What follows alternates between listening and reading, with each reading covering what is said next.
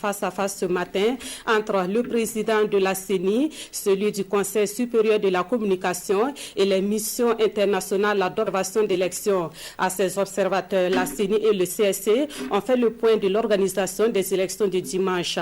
Les préoccupations soulevées par les observateurs internationaux ont également trouvé réponse à cette rencontre. Le point avec Roger Kam et Ahadi Sandamba. Issus de cette mission d'observation internationale, les hommes et femmes sont ici face aux responsables de la CENI et du CSC. Ils sont venus être témoins des élections couplées législatives et présidentielles du 22 novembre prochain.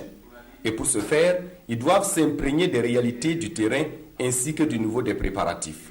Pour ces élections, en raison de la situation particulière dans laquelle se trouve le pays, des difficultés,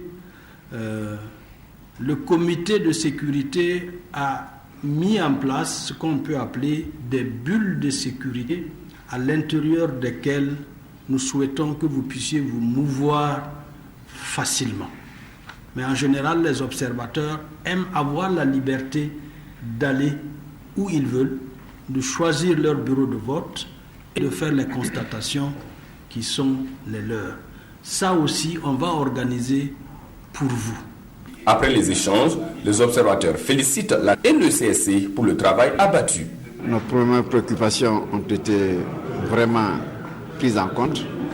D'abord, nous sommes réjouis du fait qu'il y a un accord ainsi sur le fichier électoral, sur la commission elle-même, la CENI, et ensuite sur l'accord que les zones où les gens ne pourront pas voter, un accord entre toutes les partis politiques.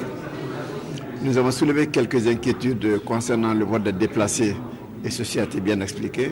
À cette rencontre, le processus de population ainsi que les différents dispositifs mis en place par la CENI pour le bon déroulement des élections ont été expliqués aux observateurs. Des observateurs qui se disent déjà prêts à rejoindre les différents bureaux de vote dès demain.